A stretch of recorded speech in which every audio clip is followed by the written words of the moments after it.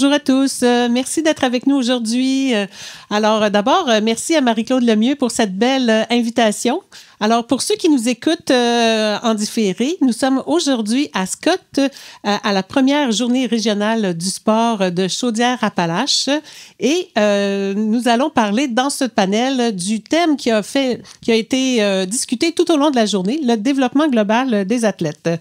Alors, je me présente pour ceux qui me rencontrent pour la première fois aujourd'hui. Je m'appelle Marianne Boire, je travaille chez M361, une organisation qui œuvre pour améliorer la qualité de vie des Québécois et des Québécoises. Et M361 déploie plusieurs stratégies sociales dans le Québec, toujours pour améliorer la qualité de vie. Et parmi ces stratégies-là, il y a la stratégie 100 degrés. Donc, c'est une plateforme qui publie du contenu, mais qui est surtout une communauté. Et pourquoi une communauté? C'est une communauté de gens qui sont engagés pour la santé des collectivités.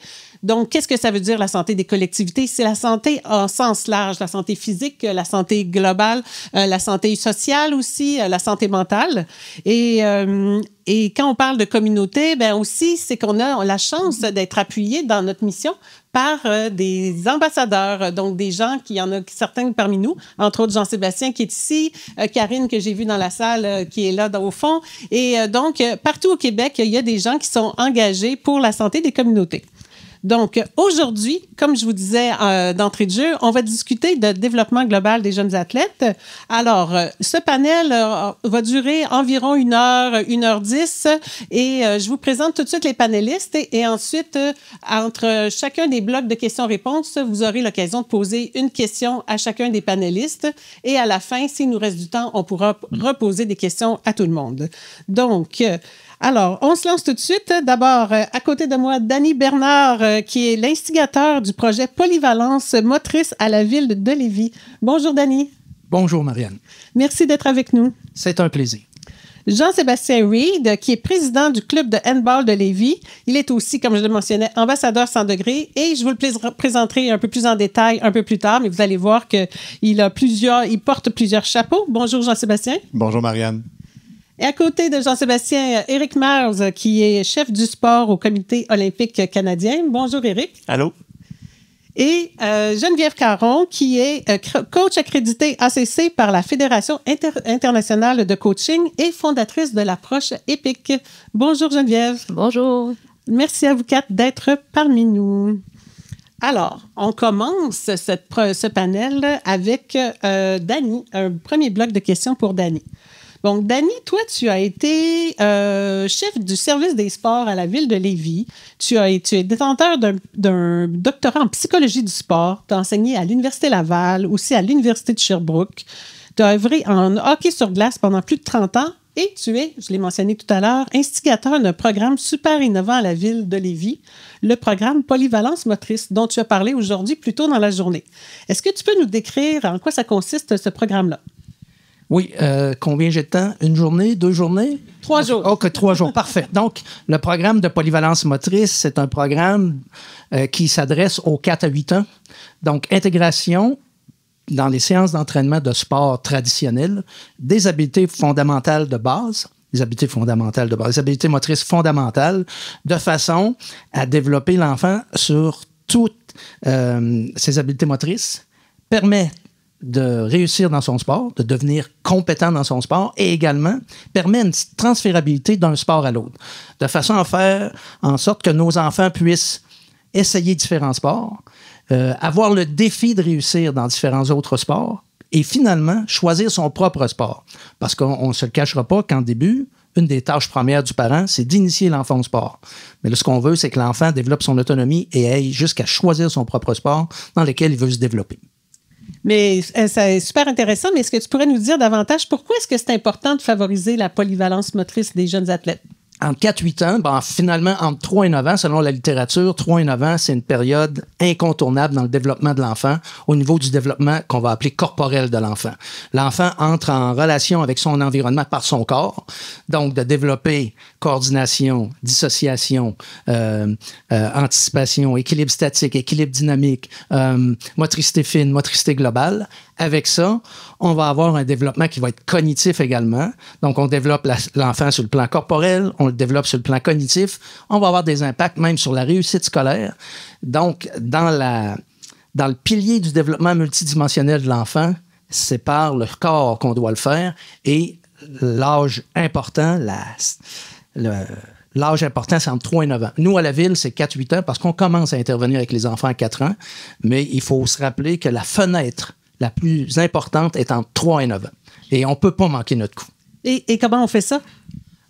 Bon, avec une équipe fantastique, là, l'équipe des sports de la ville de Lévis a répondu à la mission, au projet que j'avais avancé.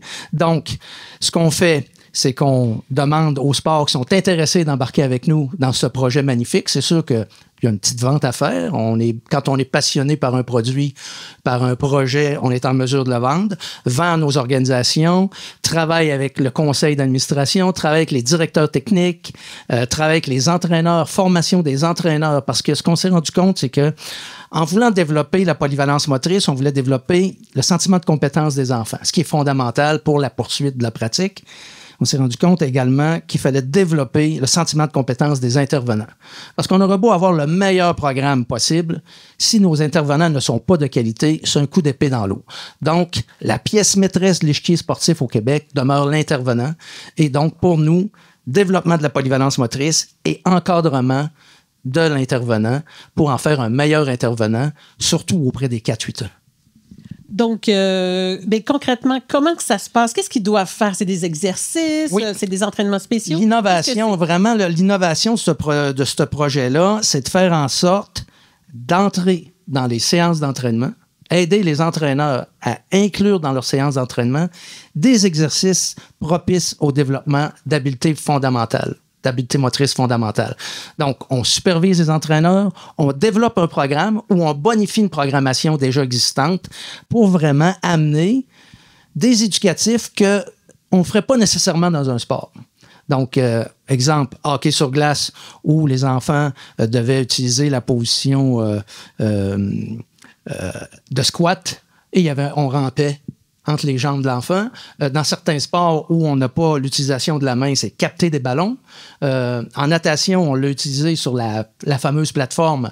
Donc, utiliser les ballons parce que attraper, lancer demeure des habiletés fondamentales, des habiletés motrices fondamentales. Donc, tout ça introduit dans le sport des éducatifs que les enfants ne voyaient pas dans leur sport traditionnel pour augmenter le bagage d'habiletés motrices fondamentales.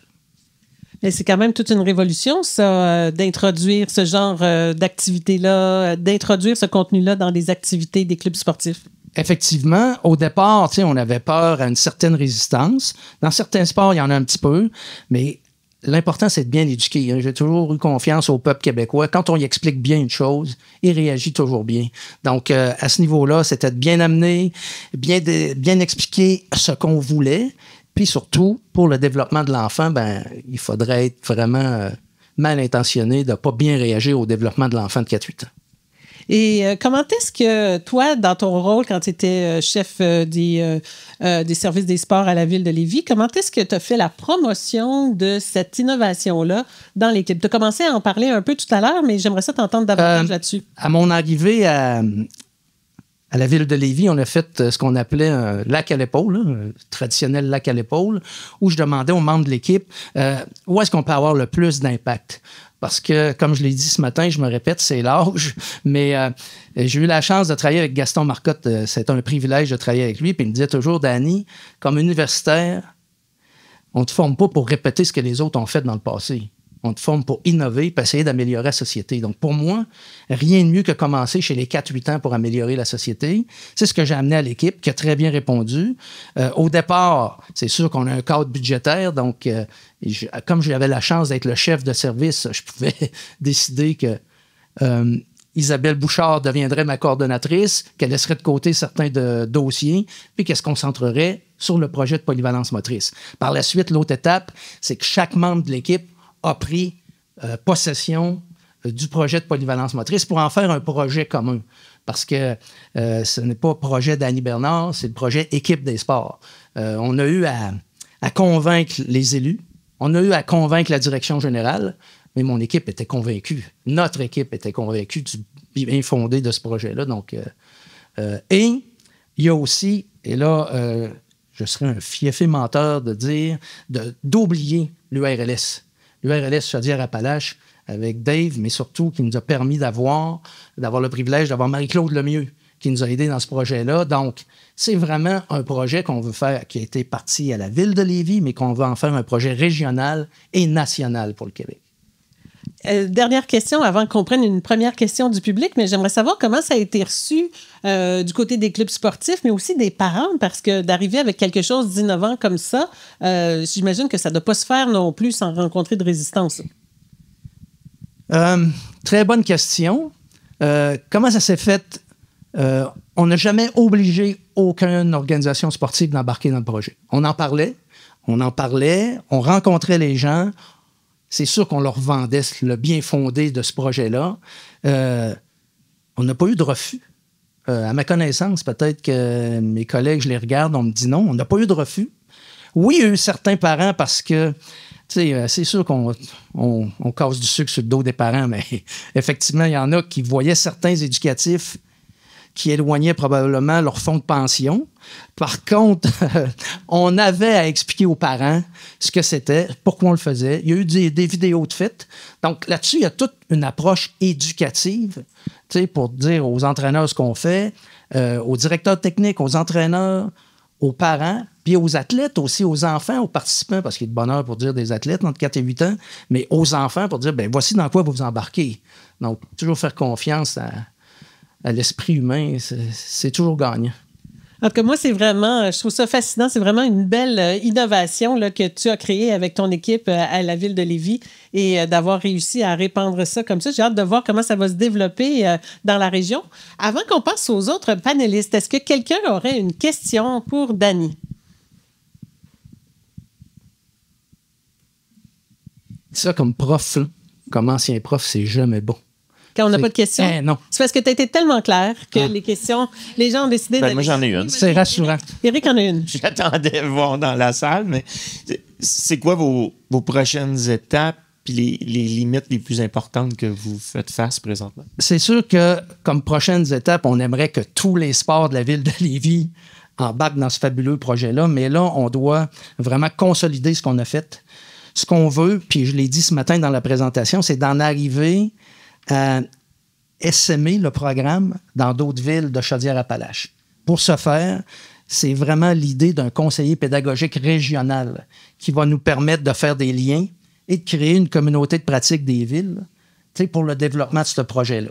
Mais à court terme, je regarde notre ami du Yosecan derrière, là, qui était vraiment notre cible, parce qu'on a déjà comme 11 projets pilotes. Puis ce qu'on demande aussi pour répondre à votre question, Éric, c'est un nouveau cadre d'intervention des villes, hein, parce que nos conseillers doivent être sur le terrain, doivent aller voir, rencontrer les organisations. Donc, c'est toute une nouvelle philosophie, démarche qu'on demande à une ville. Puis ça m'est venu à l'idée. J'étais à la pêche cet été, je me suis payé un voyage de rêve à la Rivière-Georges, dans le nord du Québec. Puis pour regarder la fosse au saumon, j'ai trébuché, je me suis cogné la tête. Puis en me relevant, je pensais à polyvalence motrice. Puis j'ai dit, hey, c'est vraiment un nouveau cadre d'intervention qu'on demande pour les villes. Ça a été ça vient de là. C'est là que ça vient.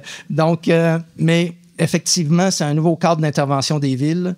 C'est une diffusion de la connaissance au niveau régional, puis par la suite, c'est au niveau québécois.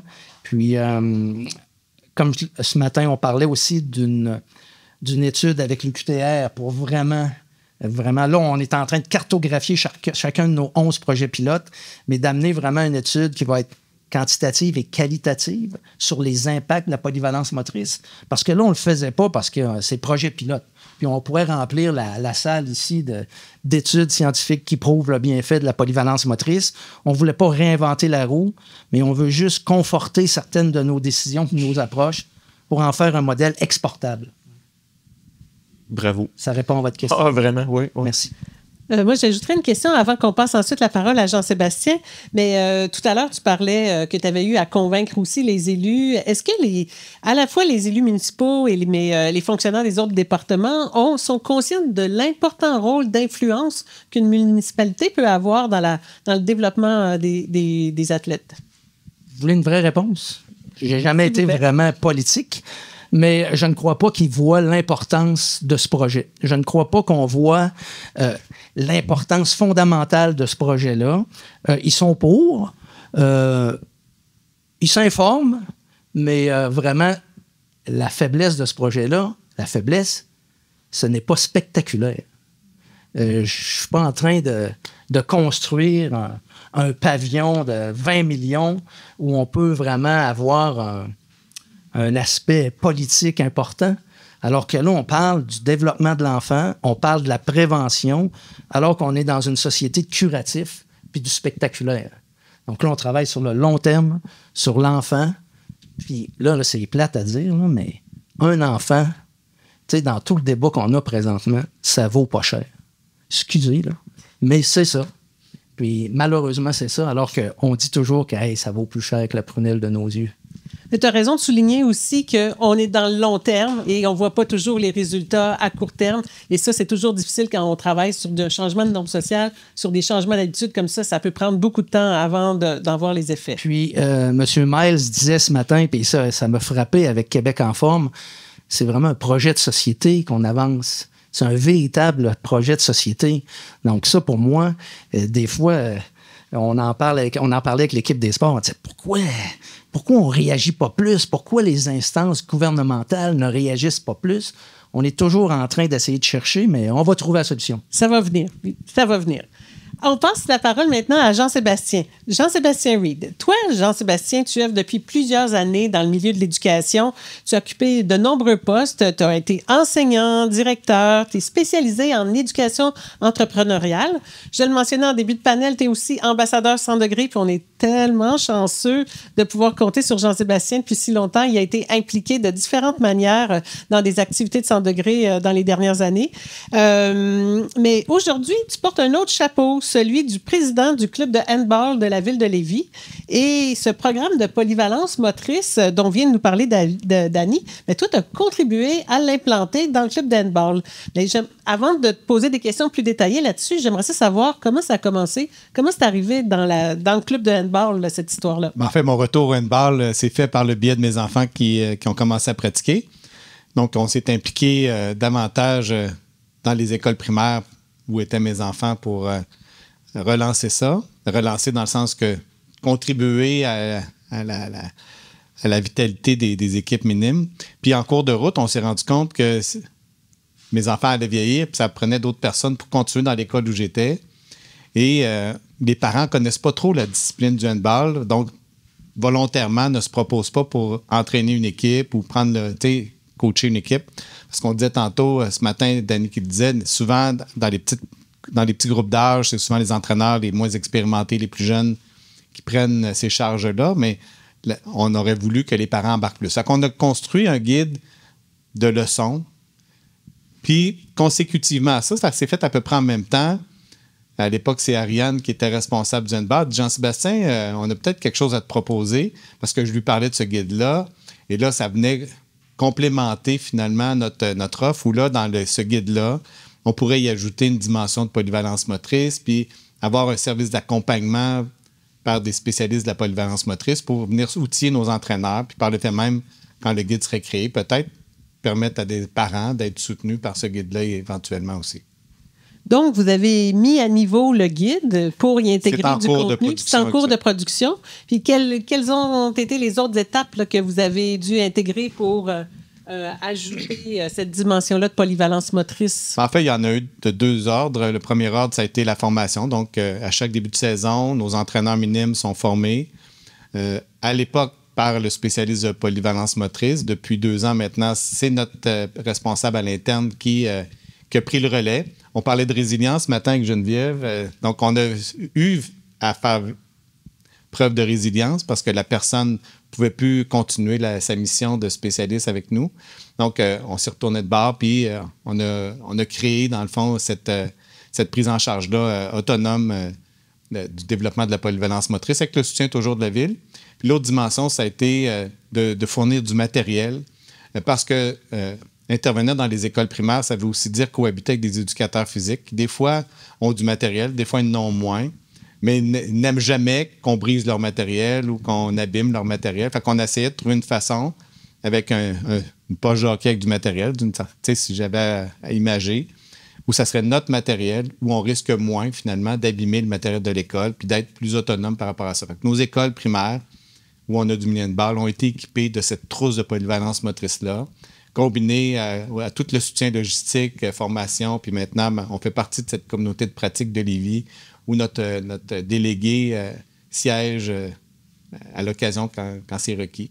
Donc, on est en train de pérenniser, finalement, cette mise en œuvre-là, puis de continuer à accompagner nos jeunes entraîneurs, puis les rencontrer, les superviser dans ce travail-là. Donc, il y a une formation des entraîneurs récurrente d'année en année, puisqu'il y a des nouveaux entraîneurs qui arrivent.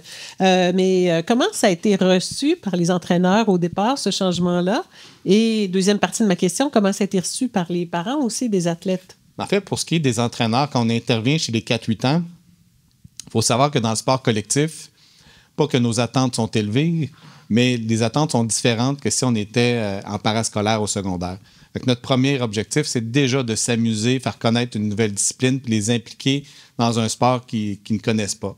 Fait qu'on n'avait pas un objectif de performance à ce groupe d'âge-là. Fait que c'était assez simple d'insérer des objets de polyvalence motrice. L'autre dimension, c'est que le sport comme tel, le handball, est déjà assez complet comme polyvalence motrice. Naturellement, on a du saut, de la course, on a des lancers, de la réception. Il y a une vague gamme de gestes moteurs importants. Mais là, c'est de venir amener peut-être plus d'équilibre, peut-être plus de respiration, peut-être plus de gestion de groupe qui favorise la participation de tous. Des trucs aussi simples que de dire tous les jeunes sont toujours actifs, il n'y a pas de fil. S'il y a une file, comment tu peux les faire bouger? Des réflexes à développer chez nos entraîneurs qui n'ont pas nécessairement de bac en didactique d'éducation physique ou de gestion de classe, qui doivent apprendre à s'assurer que leurs jeunes sont toujours exposés à ces gestes-là, ces mouvements-là au cours de leur séance. Donc, ça a été beaucoup ça là, qu'on amène à chaque année puis qu'on essaie de développer dans l'accompagnement qu'on offre. Pour ce qui est des parents, bien entendu, puisque notre philosophie de jeu chez les petits est ouverte au plaisir et à la découverte, bien pour eux, ce qu'on a eu à dire, c'est s'il y a des adultes que vous ne connaissez pas qui viennent dans le gymnase observer vos entraîneurs, sachez que c'est pourquoi. Donc, on leur expliqué un peu le projet et tout ça, puis c'est des choses qu'on rappelle aussi à chaque année. Mais ça a été bien reçu. On n'a pas eu nécessairement de réaction de ce côté-là parce que, encore une fois, à ce groupe d'âge-là, 4-8 ans, bien, pour nous, c'est maternelle 3 à peu près. Là. C'est pas axé sur la performance, c'est vraiment la découverte du sport. Et est-ce que vous avez constaté des résultats jusqu'ici, depuis le temps où les quelques années où vous avez commencé à implanter le programme? Bien, ce qu'on constate, c'est que les jeunes poursuivent dans le sport. Ça veut dire que pour nous, c'est intéressant. Ça veut dire qu'ils ont le goût, puis ils grandissent avec ça. Ça veut dire que notre clientèle qui grossit année après année se maintient. Et on voit aussi que les jeunes, quand ils arrivent, parce que moi, je prends le pendant 5e, 6e année, 4, 5, 6e année, je vois que les jeunes qui ont fait ce parcours-là, bien, ils sont assez agiles, sont assez polyvalents, on va utiliser ce terme-là, dans leur pratique. Mais encore une fois, je ne regarde pas au niveau des performances parce que je ne sais pas pourquoi, mais dans mes écoles, j'ai toujours des petits gabarits. Fait que si je regardais la performance, je pourrais être souvent déçu, mais on regarde justement la progression. Puis j'ai une maman qui est dans la salle et qui acquiesce justement. Mais ça a été... c'est vraiment dans cette optique-là qu'on travaille. Puis le défi qu'on pourrait avoir, c'est, par exemple, avec la fédération, qui, elle, a une vision qui est différente au niveau global. Faut savoir que le handball au Canada, c'est un sport marginalisé. C'est pas encore très, très développé. C'est un sport qui est très européen. Donc, souvent, quand on va aller chercher de l'expertise, c'est l'expertise européenne, qui a une vision du jeu qui n'est pas la même que celle qu'on a ici. Donc là, on ne l'a pas encore fait, on ne l'a pas exposé encore avec la Ville parce que c'était un des projets, mais d'exposer notre vision de ça par rapport au courant, je vais dire, européen qui essaie de colorer notre discipline. Fait que c'est là peut-être les défis de développement provinciaux qu'on pourrait avoir, mais les fois où on en a parlé à la fédération, ils voient ça d'un bon œil puis sont intéressés, curieux à savoir ce qu'on fait quand même. Ah ben, félicitations, c'est vraiment un beau changement là, pour le club de handball. Est-ce que quelqu'un a des questions? Est-ce que quelqu'un a une ou des questions pour Jean-Sébastien? Oui. Vous avez remplacé le ballon par quelle grosseur? Une balle de tennis? En fait, le ballon est toujours là. Nous, on a des ballons de différentes tailles. Donc, chez les 4-8 ans, c'est des plus petits ballons. Ça arrive qu'on prenne des ballons mousse. Il y a aussi des balles, selon les éducatifs qu'on prend, on peut varier le style de ballon. Mais dans l'activité elle-même de faire un match de handball, c'est des ballons adaptés à la grosseur des mains des enfants, effectivement. J'essaie de voir avec des épées de mousse ce que je pourrais faire avant de développer. Vous voyez le script, là? Je n'avais pas pensé jusqu'à maintenant, mais là, ça me donne des idées. Est-ce que quelqu'un a une autre question pour Jean-Sébastien? Ou sinon, on pourra lui poser des questions aussi à la fin. On va poursuivre avec Éric Miles. Donc, Éric, je t'ai présenté rapidement en début de panel. Tu es directeur du sport au Comité olympique canadien. Toi, tu œuvres en promotion de l'activité physique depuis plusieurs années. Tu as notamment été directeur de Québec en forme, qui est aujourd'hui devenu M361, l'organisation derrière 100 degrés. On parle depuis tout à l'heure, Éric, du développement global des jeunes athlètes. Mais toi, tu es à un autre niveau, là, le plus haut niveau des sportifs, là, le niveau des athlètes olympiques. Qu'est-ce que le Comité olympique canadien a fait au cours des dernières années pour favoriser le développement global des athlètes? Ça, c'est une bonne question. Qu'est-ce qu'on a fait? Plusieurs choses, mais je pourrais peut-être cibler sur certains aspects. Certains pourraient même rouler les yeux. Je les ai vus au cours des années, de dire qu'est-ce que le Comité olympique canadien vient faire dans cette zone-là, disons. On a, nous, le privilège d'accueillir les meilleurs, dans le fond, dans leur domaine. Mais ça, c'est des êtres humains, incroyables, des ambassadeurs, tout ça. Puis, dans le fond, c'est notre place en recevant ces gens-là. On est dans moi, je dis toujours, la vision de la haute performance, on est dans la performance humaine. Et puis, c'est d'amener un être humain à être à son meilleur au jour X et comment on peut venir collaborer là-dedans. Je regarde notre plan stratégique, etc., sans rentrer dans tous les détails, mais c'est de créer le meilleur environnement quand on rentre dans un contexte des jeux et toute la préparation qui va derrière ça. Qu'est-ce qui nous amène à venir collaborer un peu plus loin dans le système ou même autour de la vie d'un athlète? Bien, il y a différentes choses qu'on a mis au cours des années. Notamment un programme qu'on a commencé à développer autour de 2014-2015 qui s'appelle Plan de match, Game Plan.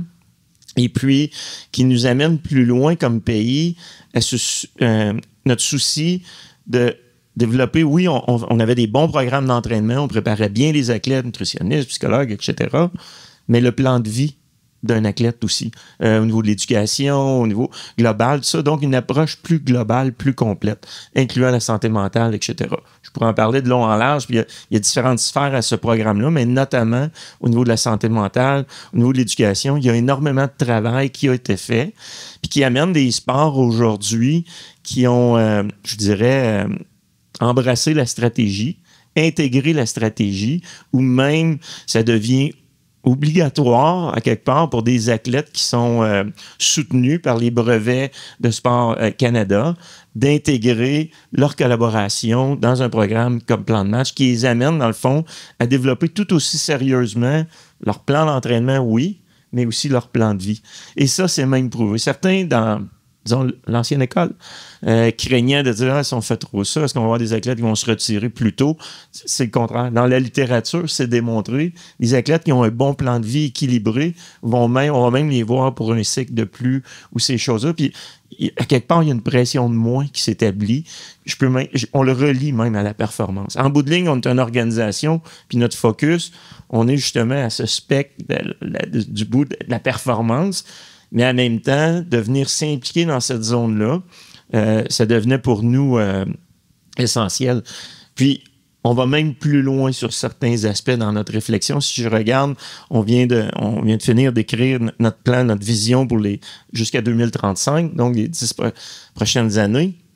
Et puis, là-dedans, on va plus loin en disant comment on peut venir contribuer à quelque part, ajouter de l'huile finalement dans le système pour accentuer justement du 4 à 8 ans, davantage de jeunes dans le sport, des milieux qui sont davantage inclusifs, avec des sports, des fédérations qui développent des outils et des moyens pour favoriser cet aspect-là. On ne se transformera pas, puis on ne viendra pas jouer dans les plates-bandes au niveau du développement, mais comment on peut travailler avec les fédérations canadiennes, lequel même le financement qui viendra autant pour la performance, mais aussi des fédérations canadiennes qui ont des plans logiques de développement, de diversité, d'inclusion. Ça, sont hyper importants, même reliés avec les Premières Nations notamment, où là, il y aura des scores plus élevés, il y aura du financement qui ira avec, et il y aura des outils qu'on va développer.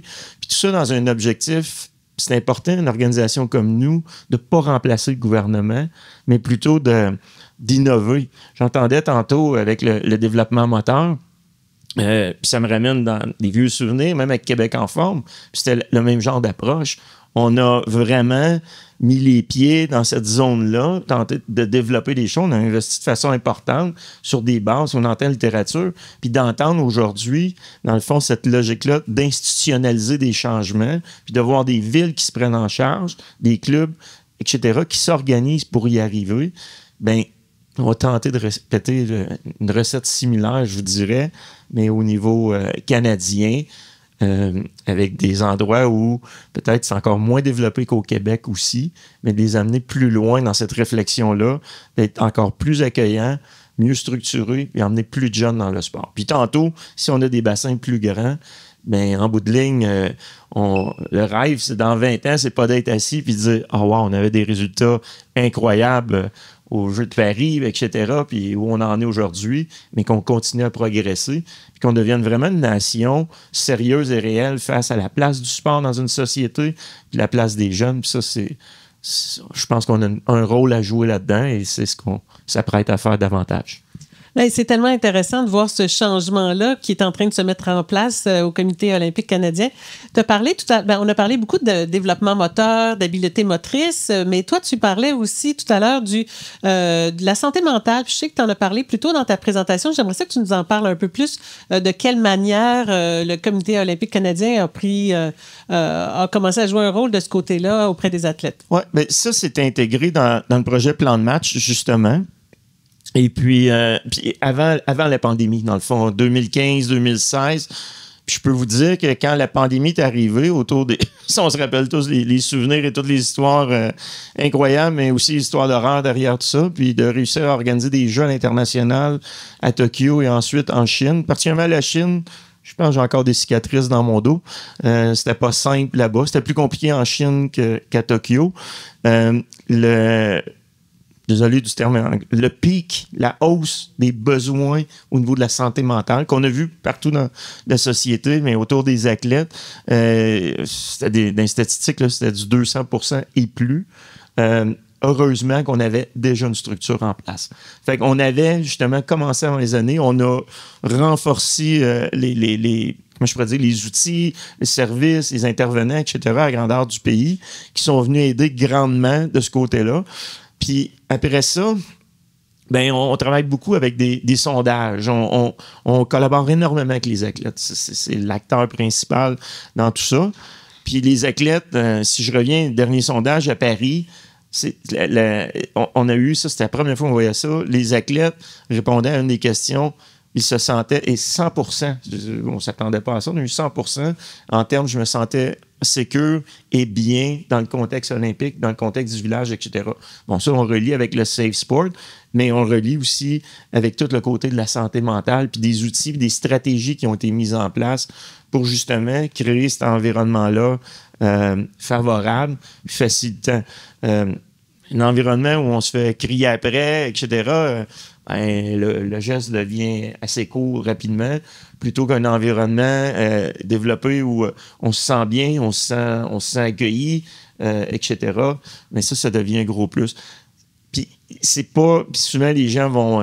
t'as toute la psychologie sportive, puis ça reste. Les fédérations, les équipes, toute l'équipe entourant l'athlète précisément. Mais ce volet-là de santé mentale a été intégré de plus en plus dans la majorité des fédérations.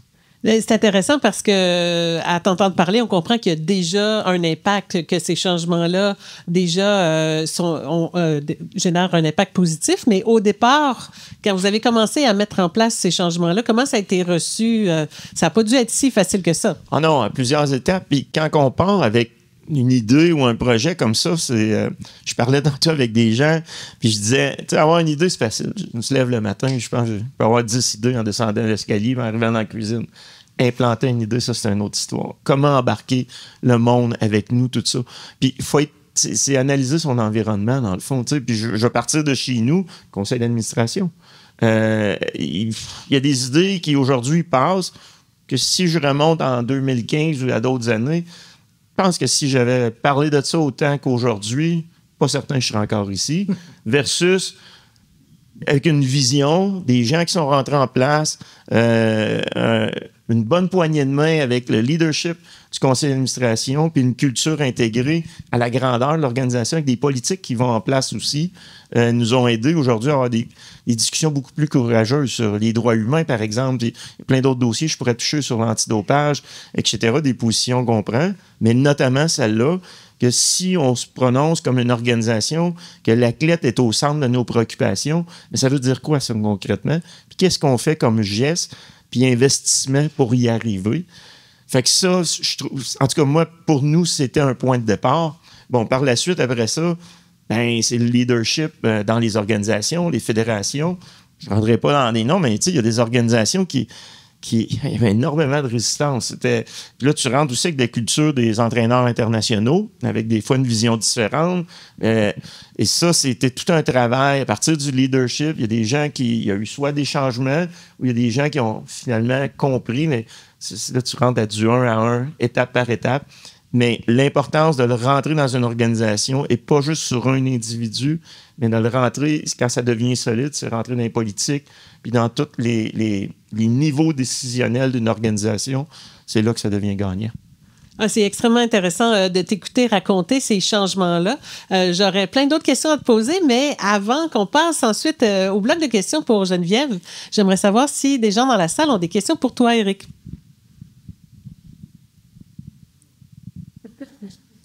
Oui. Merci, tu occupes, ça permet de voir des choses partout au Canada et dans le monde. S'il y avait 5 choses à importer, c'est pour ça que c'est pas. 3. Ouais. Mais je vais commencer par une au moins. Souvent, on parle du modèle scandinave. On regarde souvent ailleurs, les autres pays, tout ça. Mais à un moment donné, entre ce qu'on voit, il faut aller analyser plus profondément aussi. Puis ça peut être critiqué, mais une chose que je réalise, c'est il y a des pays qui font des choix. Nouvelle-Zélande, il y a quelques années, ils ont même fait un référendum au niveau national sur c'est quoi qu'on veut comme pays dans les priorités du sport. Alors, évidemment, Nouvelle-Zélande, le rugby était présent avec les All Blacks, tout ça, mais l'aviron, canoë-kayak, il y a des sports qui ont été ciblés comme ça. Et comme pays, ça, c'était les sports qui devenaient significatifs pour ce pays-là. Et là, il y a toute une logique qui s'ensuit sur la façon de supporter, développer, financer, etc. Une fois ça dit, ça ne veut pas dire qu'un sport qui n'est pas dans ce radar-là n'est pas soutenu, mais il y a un soutien qui va un peu plus loin avec les sports qui, justement, sont représentatifs pour le milieu, puis ramenons ça au Canada. Si on regarde la population d'aujourd'hui, qui est très différente de nos années 70, 80, 90, où on en est aujourd'hui.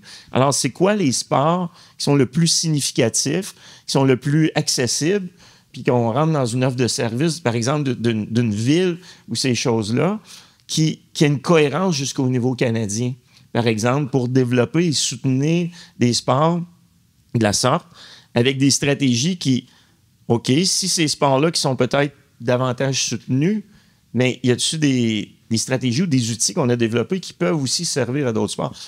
Je pense qu'à quelque part, puis ça devient difficile, par contre, c'est délicat, mais comme société, c'est parce que la vraie question, après ça, c'est on peut-tu juste tout offrir, mais à un moment donné, à tout offrir, tout diluer, c'est le Moses de dilemme au niveau politique, que ça finit, on se poudre un peu partout. Puis ça, on a beaucoup ça au Canada. Fait que c'est pas simple comme débat, mais c'est une observation face à des pays qui réussissent beaucoup. Mais quand on va voir, par exemple, en Norvège, etc., le ski de fond, c'est mur à mur, mais c'est un sport accessible, etc. Netherlands, patinage de vitesse, c'est partout, c'est sur les rivières, partout, l'hiver, tout ça. Il y a une logique, même dans des festivals qui vont se coller là-dedans. Fait qu'il y a de quoi réfléchir là, que comme société, si on se dit, hey, le sport, c'est transformateur pour notre société, mais comment que ça ferme pas la porte à plein d'autres sports, mais qu'il y a une coupe d'aspects clés comme ça, que même quand on amène des événements internationaux, rentre dans cette logique-là. Fait que moi, je pense qu'il y a une réflexion importante où on doit tenter d'évoluer là. Puis peut-être, on ne ferait pas simple, parce que sinon, ça va tout prendre le temps, mais juste un autre, des solutions simples aussi. Moi, j'ai un de mes garçons qui a choisi le rugby comme sport, puis c'est un joueur professionnel en Afrique du Sud. Puis j'adore ce pays-là. J'ai visité 2 fois là, dans la dernière année. C'est sa 2e année là-bas. Des solutions simples. Puis dans le temps de Nelson Mandela, avec l'apartheid, tout ça, ils ont mis en place, avec le rugby, qui est un de leurs sports pour eux, juste au niveau senior, puis ça, c'est 20 ans et plus, c'est 875 000 joueurs enregistrés, licenciés au niveau senior. Mais au niveau primaire, puis tous les jeunes de 13 ans et moins, ils ont passé une loi où les jeunes, et ça, c'est non négociable, c'est partout, ils jouent tous nu-pieds. C'est comme, OK, je ne suis pas en train de dire qu'il faut jouer nu-pied au Canada, mais eux, dans leur solution, le nu-pied, probablement, il y a moins de blessures au niveau articulaire, les genoux, les chevilles, etc. Mais le gros morceau qui me plaît encore plus dans tout ça, c'est au niveau, tout le monde est égal sur le terrain. Le club va fournir les shorts, le gilet, puis tout le monde tombe égal sur le terrain. Et ça, au niveau de la pauvreté, l'inclusion. Puis les autres, dans les écoles primaires, mon garçon, quand il est arrivé, première école où il travaillait, à un moment donné, il dit, papa, il dit, l'équipe A, B, C, je pense que ça se rendait jusqu'à J. Il y a plus de jeunes, on fait une équipe de plus. Les terrains ne sont pas parfaits, mais on joue, puis on ajoute, puis on ne sélectionne pas, puis tout le monde embarque. Fait qu'il y a des choses à réfléchir là-dedans. Oh wow, c'est tellement inspirant cet exemple-là, vraiment. On aura sûrement l'occasion de pouvoir poser d'autres questions à Éric par la suite. On va passer à Geneviève. Geneviève Caron, on poursuit avec toi. Donc, toi, tu étais une athlète de soccer de haut niveau, mais malheureusement, tu as dû mettre un terme à ta carrière très tôt en raison de blessures et tu te concentres aujourd'hui à l'accompagnement des athlètes. Est-ce que tu peux nous résumer quel genre de travail tu fais aujourd'hui?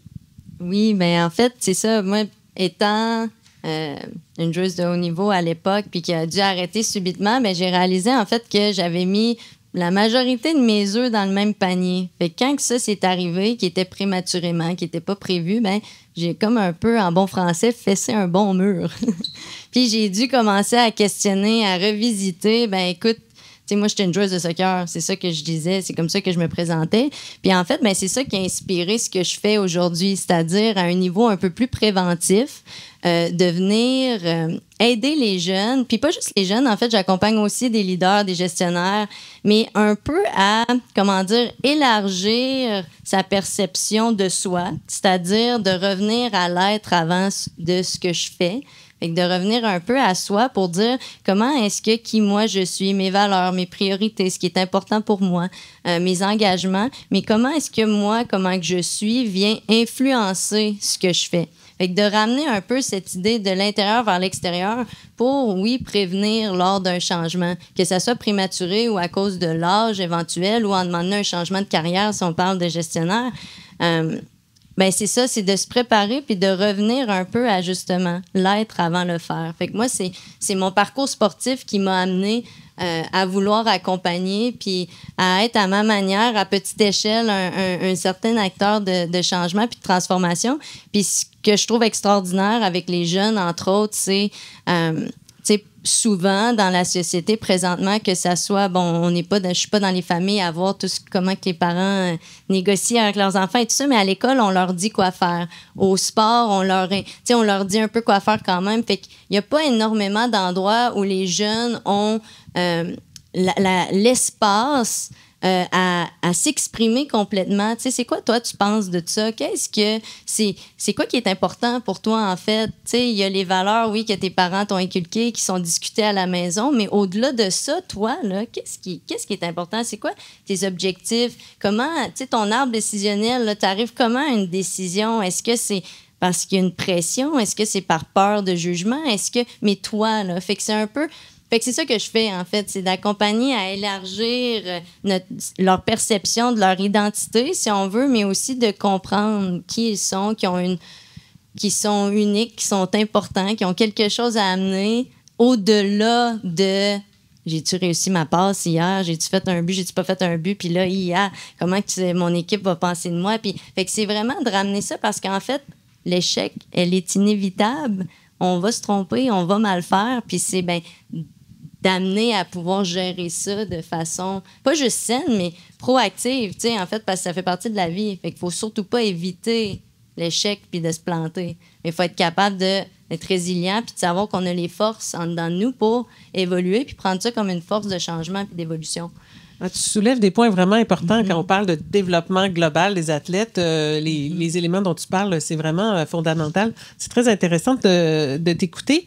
Depuis le début du panel, on a parlé on a parlé du développement des athlètes du plus jeune âge, comme les tout petits, jusqu'au niveau de l'excellence olympique. Mais toi, de ton point de vue, quel rôle est-ce que les entraîneurs peuvent jouer dans le développement global des athlètes? Oui, je pense qu'il est fondamental le rôle que les entraîneurs ont. Puis pourquoi je dis ça? En fait, encore là, tu sais, l'entraîneur, il y a une posture privilégiée quand même avec les jeunes. Puis il y a une opportunité de créer un lien vraiment significatif avec ce jeune-là, peu importe l'âge, là, et donc de l'aider dans ce cheminement-là aussi. Ceci dit, je crois que justement, ça revient un peu à ce qu'on discutait aujourd'hui, ce matin, moi, dans mon bout, là, c'est les entraîneurs ont aussi un devoir. Ils ont une influence puis ils ont un impact. Qu'ils le veulent ou non, ils en ont un. Fait que pour moi, mieux vaut qu'ils soient intentionnels, qu'ils soient réfléchis, donc qu'ils aient une vision, qu'ils aient un « qu'est-ce que moi je veux laisser léguer ?»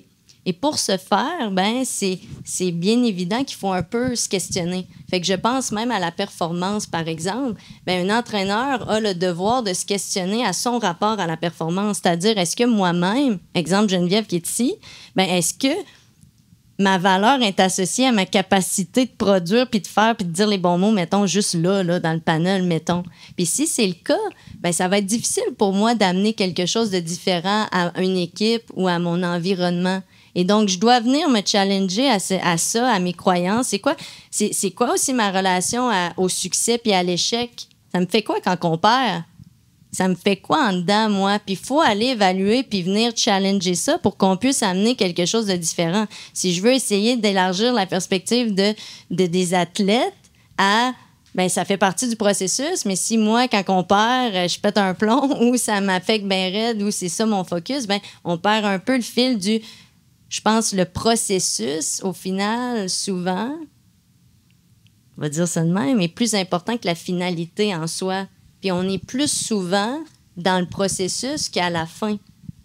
Fait que c'est ça. Puis l'entraîneur, est dans le processus. Il est au front là, avec les athlètes. Puis c'est un modèle. Faut pas oublier que même si on est tous égaux, au final, il reste quand même qu'il y a une certaine posture d'autorité. Là. Donc, l'enfant, mais même ado, jeune adulte, bref, l'athlète a quand même un regard, fait qu'il y a un pouvoir là-dedans. Puis il faut être...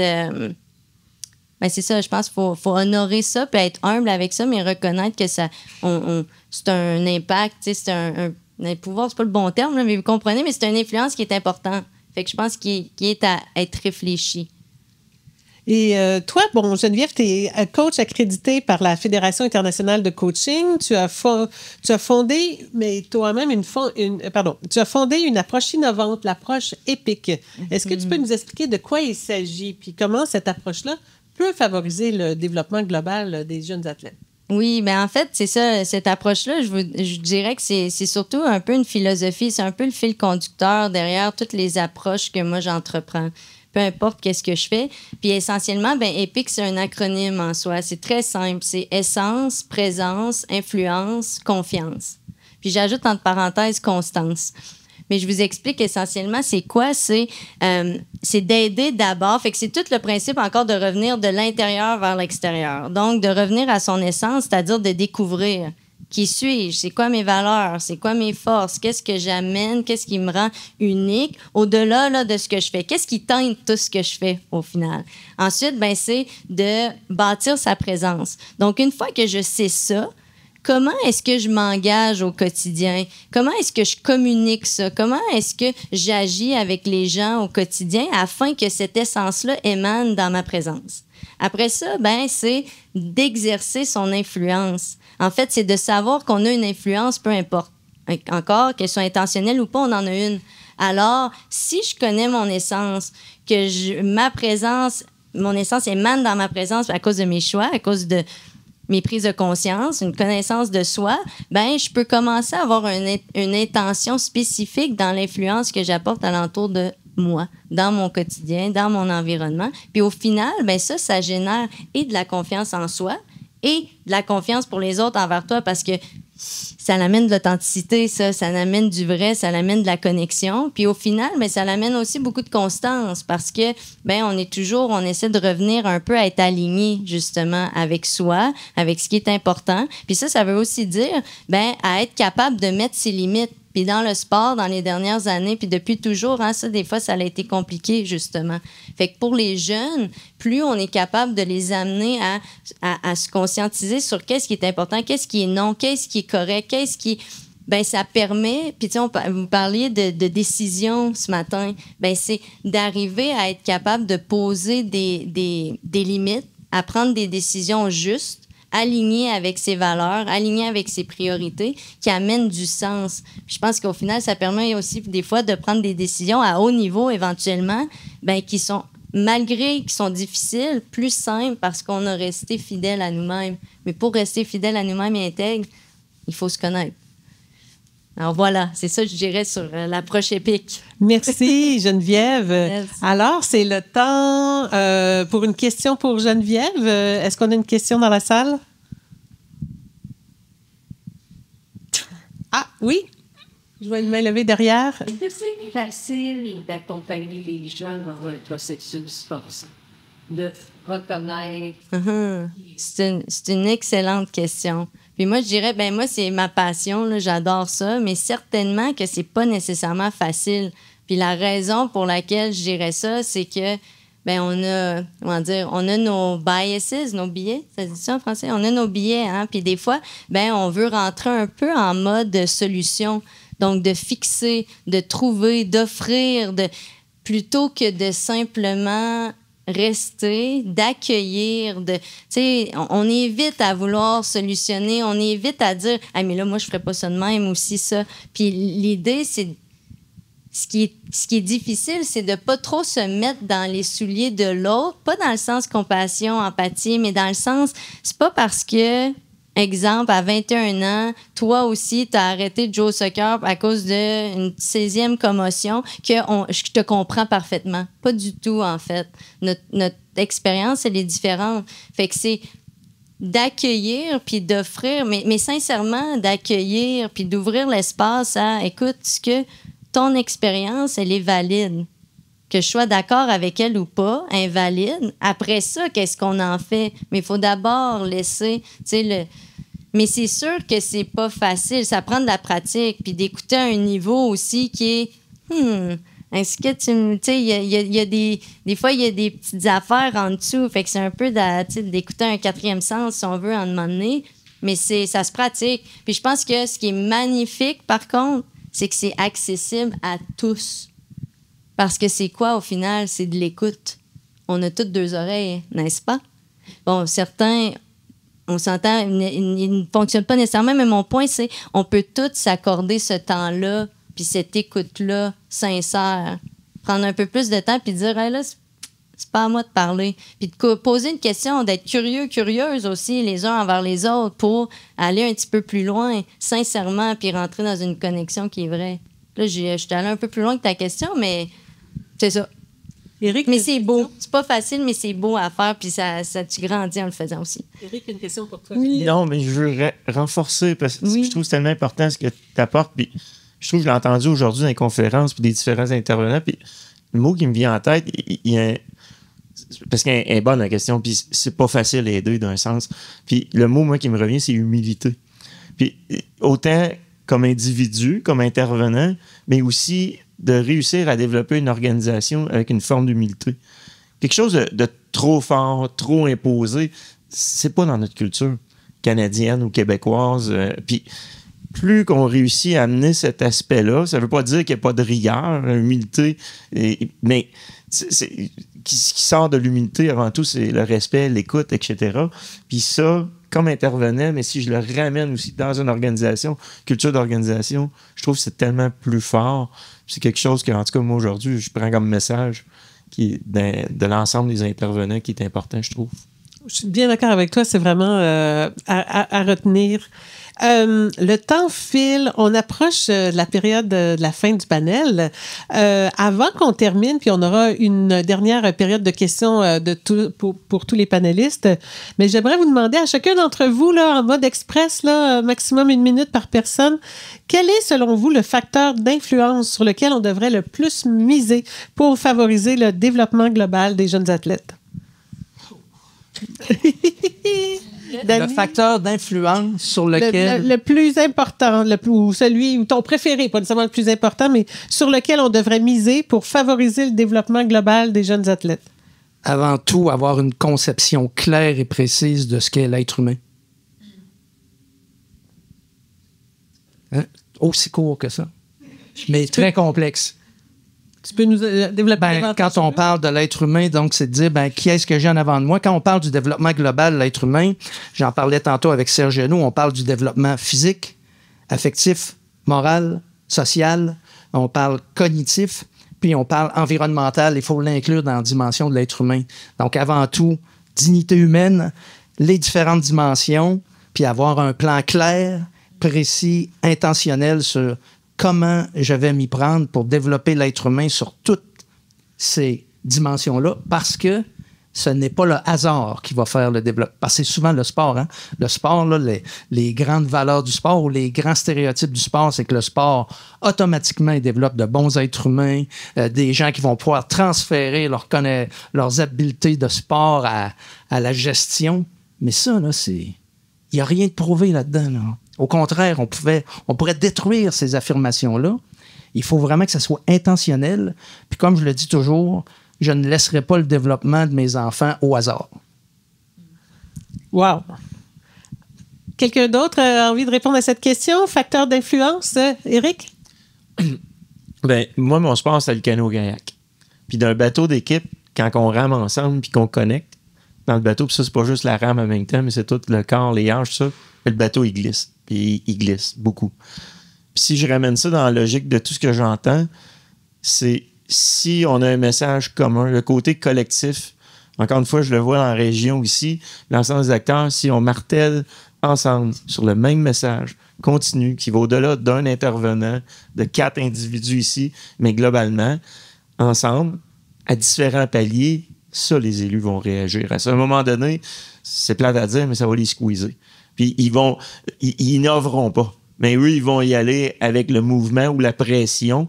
Puis si la pression commune arrive sur l'importance puis la place du sport, puis la place des jeunes dans la société, puis que cette pression-là est tellement forte qu'ils n'ont pas le choix d'agir, mais là, on va y arriver.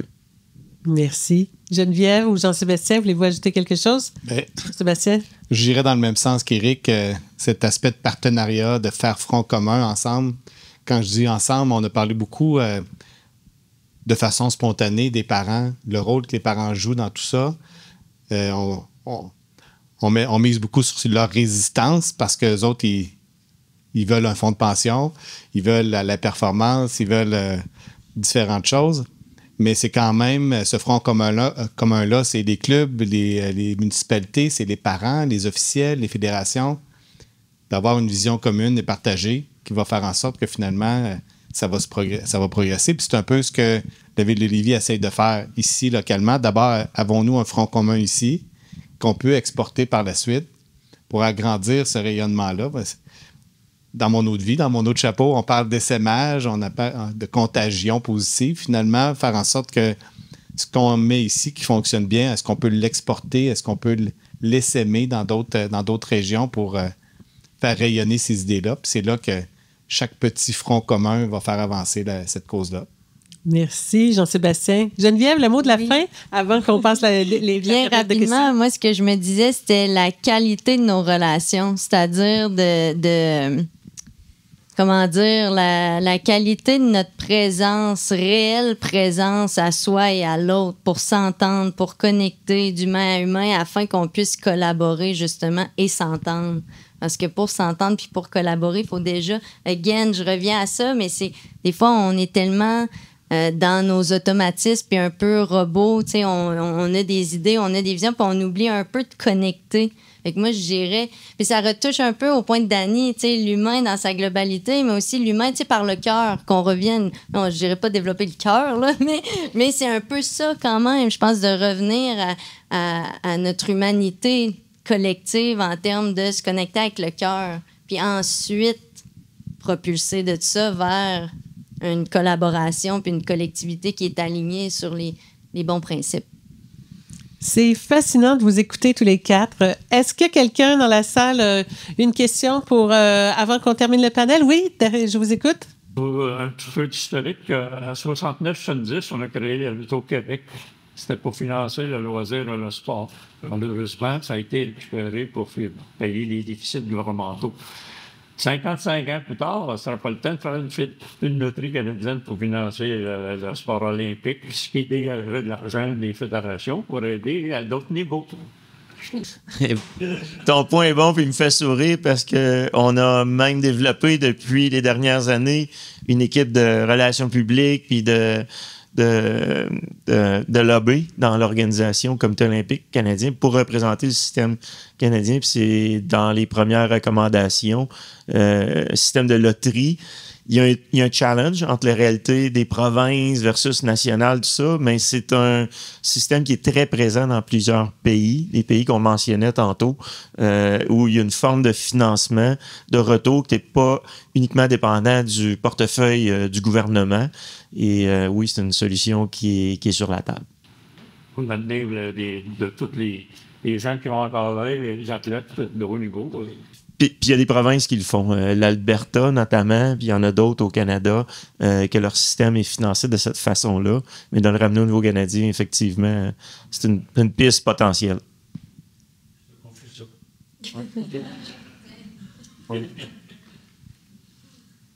Est-ce qu'on a une autre question? Oui, Marie-Claude. Assez fort, s'il te plaît, pour qu'on t'entende bien. Je ne sais pas si je vais me mettre au pied du mur là, avec ma question, mais maintenant, là, après la journée qu'on vient de passer, là, tous les échanges et tous les éléments que vous venez de nommer, on fait quoi de ma maman? On continue à se parler. Puis, par la bande, apprendre à se connaître davantage aussi comme organisme de la ville, de la région. Il y a une volonté de faire une communauté de pratique régionale, dire c'est quoi vos bons coups, c'est quoi vos écueils, c'est quoi vos défis, vos gains, pour qu'on puisse construire collectivement autour de ça. Moi, je pense que c'est se parler, dans le fond, c'est d'apprendre à se connaître, d'apprendre à continuer ce débroussaillage-là. Moi, c'est comme ça que je le vois. C'est comme ça aussi là, que Étienne, qui est notre représentant, va sur ces tables-là, partage ce qu'il vit avec d'autres, puis tranquillement, élargir le cercle. Je vais tenter quelque chose. Consolider nos projets pilotes. Développement, comme on dit, régional, mais commencer vraiment. On l'a essayé, puis on travaille avec les fédérations, avec Sport Québec, pour légitimer aussi ce qui se fait en bas, pour qu'on ait une approche qui est à la fois verticale puis horizontale. Vraiment le quadriller le champ sportif pour en arriver à ce que ce projet-là se développe. Puis, comme M. Miles l'a dit, c'est à savoir de créer une cohérence dans nos dires et nos actions. Tu sais, une approche systémique et systématique en sport pour vraiment faire en sorte là, que vraiment on soit incontournable comme réalité sociale au Québec et au Canada.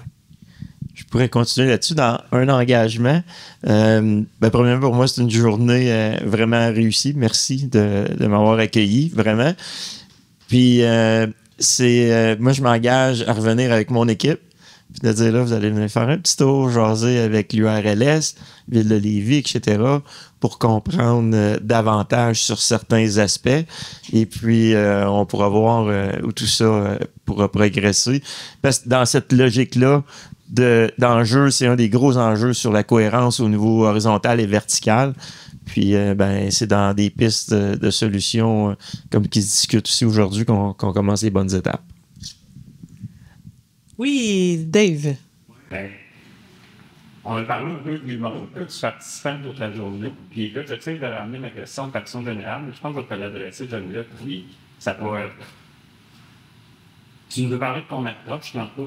Puis moi, la question qui me prend dans la tête depuis tantôt, c'est dans ton vécu comme athlète, c'est quoi le niveau humain? Est-ce qu'il y a un moment? C'est où?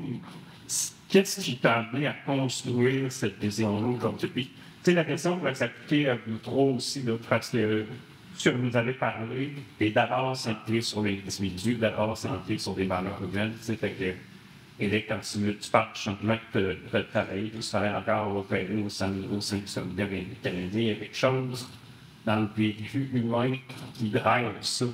Est-ce que vous êtes capable de l'identifier? Si oui, ça ressemble à quoi? Oui, moi, je pourrais dire que oui. Puis en fait, c'est drôle parce que 2 d'entre eux sont là, dans la salle. Mais en fait, ce que je dirais, c'est que moi, là, au final, ce que je me souviens, puis j'en ai vécu des moments extraordinaires, super émotionnels, wouhou, on gagne, mettons, avec Garneau, le championnat canadien à la maison, c'est extraordinaire. Puis ces moments-là, oui, je m'en souviens, mais honnêtement, ils sont pas tant importants, même pas en tout un peu, genre. Mais ce que je me souviens, c'est des entraîneurs qui ont eu un impact sur moi, qui m'ont vraiment aidé quand moi, j'étais un peu perdue ou blessée ou qui me questionnaient, puis qui m'ont donné le temps, qui ont pris le temps avec moi de me voir au-delà de justement ce que je pouvais offrir à l'équipe puis ce que je pouvais apporter, mais qui m'ont vu au-delà de ça. Puis tu sais, il y en a 2 ici, c'est pas les seuls, mais moi, c'est ça que je me souviens, en fait. C'est des entraîneurs, parce que j'en ai aussi eu d'autres qui n'ont pas eu cet impact-là. Je me souviens d'eux différemment, mais c'est pas eux que nécessairement que je garde avec moi au quotidien. Puis c'est un peu... Tu sais, c'est ça, on a envie des émotions en tant qu'athlète, puis nos entraîneurs, veulent pas, c'est eux qui sont là, nos coéquipiers, coéquipières aussi, bien évidemment, mais fait que leur qualité de présence puis leur capacité à aussi rester juste human, là, je pense que c'est ça qui... Fait que moi, c'est ça que je me souviens de ma carrière, c'est quand que j'ai eu besoin, puis il était là. Puis c'était pas pour, ben là, ouais, fais-le pareil, aussi ça, tu sais, c'était... Fait que c'est leur accompagnement. Ouais. Et peut-être juste en ajout, il y a le côté humain qui est hyper important, puis c'est vrai, puis c'est essentiel, c'est le point de départ. Mais en même temps, selon nos rôles aussi, entre l'humain, mais aussi l'environnement, l'institution. Puis souvent, moi, je fais une analogie avec le monde de l'éducation. Si demain matin, on donne des bourses à tous nos athlètes, des étudiants, mais qu'on n'a pas des bonnes universités, qu'on n'a pas des bons enseignants, on n'aura pas un bon système. C'est la même logique dans le sport aussi. Si, par exemple, on donne un peu plus d'argent, puis ça, c'est des moves politiques qu'on va voir, dire, ah oui, on a augmenté le financement des athlètes. Ah oui, mais ça leur coûte 5 et 10 fois le prix, puis l'environnement où on n'a pas du bon coaching, on n'a pas de qualité d'intervention, etc., on n'y arrive pas. Fait qu'il y a un équilibre aussi à tenir là-dedans. C'est tout le temps dont on dispose pour ce panel, mais je veux vous remercier tout le monde d'être ici aujourd'hui. Merci à nos panélistes, c'était fascinant de vous écouter. Merci à ceux qui nous regardent en différé. Je vous rappelle qu'on est aujourd'hui à la première journée régionale du sport en Chaudière-Appalaches, un événement organisé par l'URLS Chaudière-Appalaches. Je m'appelle Marianne Boire, je suis rédactrice en chef de 100 degrés. Je vous remercie beaucoup pour votre présence à tous aujourd'hui. Et vous pourrez, ceux qui sont dans la salle, libre à vous de poser des questions par la suite à nos panélistes. Merci beaucoup et bonne soirée.